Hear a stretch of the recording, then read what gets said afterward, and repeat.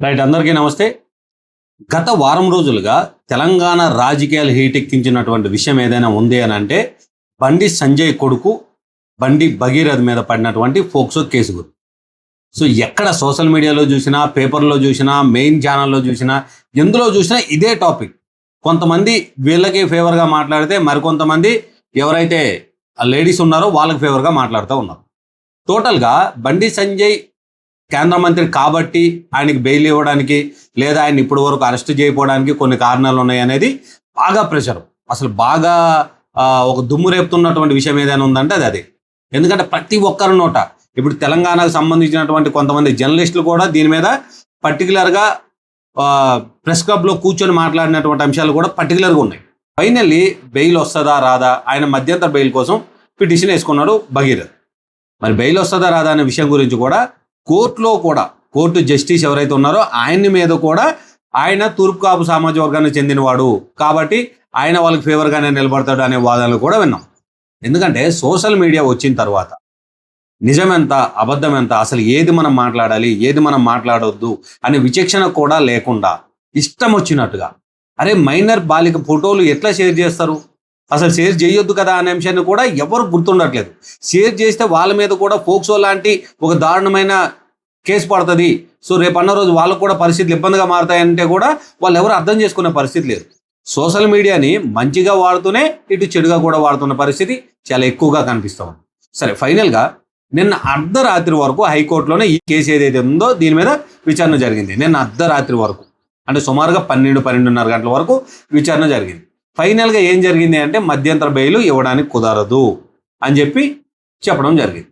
అసలు దీనికి సంబంధించినటువంటి ఆర్టికల్ ఏంటి, దానిలో ఏంటి, దాని సారాంశం ఏంటి అనేది ఒకసారి వివరించే ప్రయత్నం చేయాలి. మధ్యంతర బెయిల్కు నో, బండి భగీరథకు హైకోర్టులో చుక్కెదురు. బండి భగీరథ్ పిటిషన్ని హైకోర్టు కొట్టేసింది అనేది మెయిన్ పాయింట్. ఇక్కడ అసలు ఇది ఎలా జరిగింది, దీనికి సంబంధించినట్టు డీటెయిలింగ్గా మాట్లాడే ప్రయత్నం చేద్దాం. సో కొన్ని ముఖ్యమైన పాయింట్లు ఏంటంటే ఈ దశలో ఎలాంటి ఉత్తర్వులు ఇవ్వలేము. ఎవరైతే హైకోర్టు జడ్జి గారు ఉన్నారో జడ్జి గారు చెప్పిన అంశం ఏంటంటే ఈ దశలో ఎలాంటి ఉత్తర్వులు ఇవ్వలేము.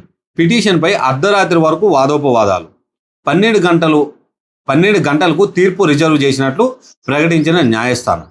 అరెస్టు నుంచి రక్షణ కల్పించాలని భగీరథకు న్యాయవాది విజ్ఞప్తి. భగీరథ తరపున న్యాయవాది ఎవరైతే ఉన్నారో ఆయన అరెస్టు నుంచి తను సేవ్ చేయాలి, అంటే అరెస్టు చేయకుండా చూడాలని చెప్పి వీళ్ళు బెయిల్ పిటిషన్ పెట్టుకున్నారు. సో ఎవరైతే అరెస్ట్ నుంచి రక్షణ కల్పించాలని బండి భగీరథ లాయర్ ఎవరైతే ఉన్నారో ఆయన మాట్లాడారో దానికి తోసిపుచ్చినటువంటి హైకోర్టు, అంటే హైకోర్టును దాన్ని సమర్థించకుండా ఏం చెప్తుందంటే బాధితురాలు మైనరే. ఇదంతా కూడా దర్యాప్తు అంటే విచారణలో తెలిసింది, బాధితురాలు మైనర్ అనే విషయం వీళ్ళు కన్ఫర్మ్ చేసి. సో ప్రస్తుతం ఆమె వయసు 17 ఏళ్ల 3 నెలలే.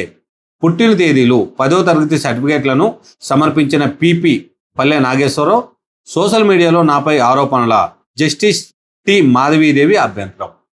ఇక్కడ కొన్ని విషయాలు మనం పరిశీలించాలి. ఎందుకంటే మీకు ఎందుకు పాయింట్ చెప్పి మొన్నటి వరకు ఈ కేసుని వేరే జడ్జికి అప్పచెప్పి ఆయన కాపు సామాజిక వర్గం కాబట్టి బండి సంజయ్కి ఫేవర్గా చెప్తారు అని చెప్పి సోషల్ మీడియాలో ఫుల్గా వైరల్ అయిన టాపిక్.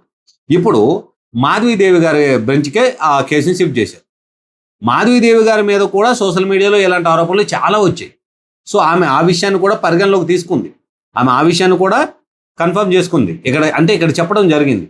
ఎందుకంటే అమ్మాయి వయసు కేవలం 17 సంవత్సరాల 3 నెలలు మాత్రమే, అమ్మాయి 100% మైనరు కాబట్టి మీకు మధ్యంతర బెయిల్ ఇవ్వడానికి కుదరదు అనేది జస్టిస్ మాధవీదేవి గారు చెప్పినటువంటి అంశం.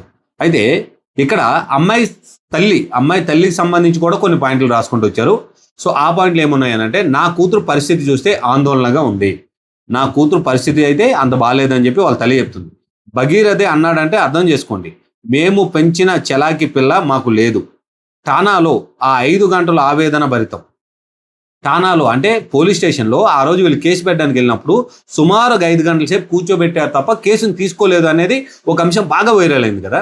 అసలు 5 గంటలు ఏం ప్రశ్నలు అడిగారు, ఏం జరిగింది, ఇలాంటి విషయాలన్నీ గురించి వాళ్ళ అమ్మగారు చెప్తున్నారు. బండి సంజయ్ ఇంటి నుంచి భయంతో బయటకు వచ్చాం, శారీరక సంబంధం కోసమే నా కుమార్తెపై పదే ఒత్తిడి తెచ్చాడు, మొబైల్ ద్వారా క్షమాపణలు చెప్పాడు, బాధ కలిగించానని అంగీకరించాడు. సో మొబైల్ ద్వారా ఆల్రెడీ బండి సంజయ్ కొడుకు వాళ్ళకి క్షమాపణ చెప్పాడంట, నా వల్ల తప్పు జరిగింది నన్ను క్షమించానని కూడా ఆయన అడిగాడు నన్ను. సో ఈ విషయాన్ని కూడా వాళ్ళ తల్లి ప్రస్తావిస్తుంది.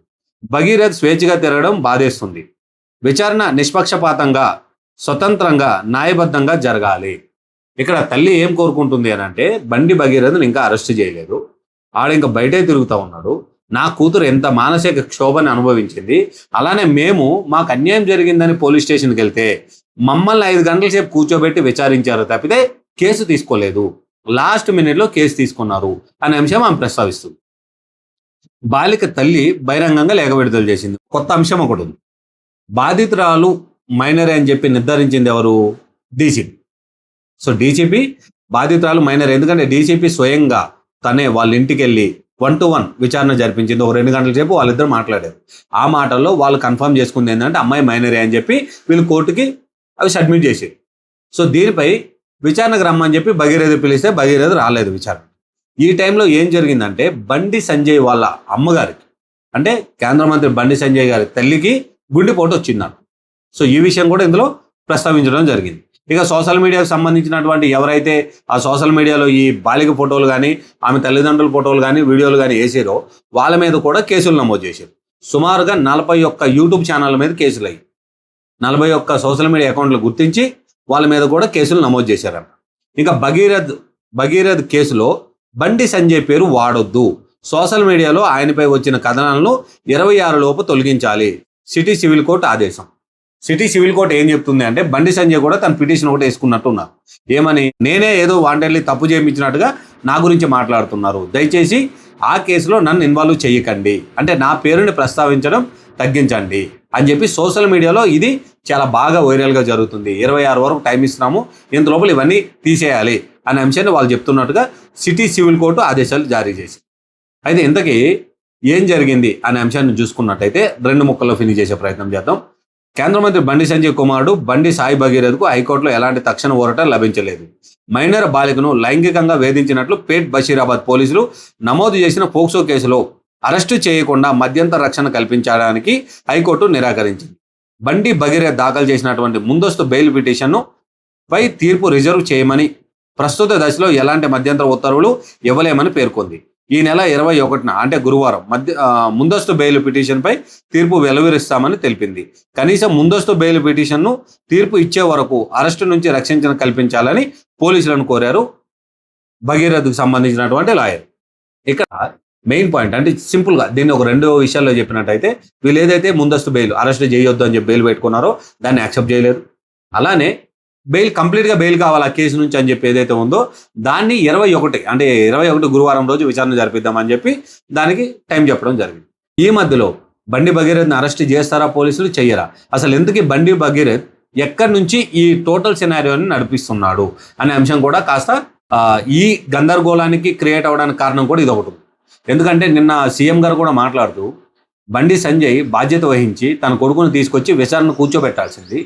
ఎందుకంటే కేసు నుండి పారిపోతే సొల్యూషన్ దొరకదు, కేసును ఎదుర్కొంటేనే సొల్యూషన్ దొరుకుతుంది. అలాంటి పరిస్థితిలో సంజయ్ కాస్త పెద్ద మనం చేసుకొని వాళ్ళని తీసుకొచ్చి పోలీస్ స్టేషన్లో అప్పచెప్పుంటే ఈ పాటికి కేసు ఒక కొలిక్కి వచ్చేది, లేదా దీనికి అసలు నిజమేంటి అబద్ధం ఏంటి అనేది తెలిసేది అనే అంశాన్ని ప్రస్తావించారు. అంటే కేంద్ర మంత్రిగా ఉన్నటువంటి ఆయన ఇలాంటి బాధ్యత తీసుకోవడం మంచిది, తన ఇమేజ్ కూడా డ్యామేజ్ కాకుండా. అలానే మార్కెట్లో అతి ఎత్తంటే గ్రౌండ్ స్థాయి నుంచి కష్టపడి పైకి వచ్చినటువంటి వ్యక్తికి ఇలాంటి నిందలు పడడం అనేది కాస్త ఇబ్బందికరంగానే ఉంటుంది అని అంటే ఆయన ప్రస్తావించిన అంశమే. సో ఈ విషయంపై మీరేమనుకున్నారు? బండి భగీరథ్కి బెయిల్ ఇవ్వాలా వద్దా అనే అంశం 21 రోజు డిసైడ్ కాదు. సో ఇందులో బెయిల్ వస్తుందని మీరు భావిస్తున్నారు, బెయిల్ రాదని భావిస్తున్నారు, మీరేమనుకున్నారో కామెంట్ రూపంలో. Thank you.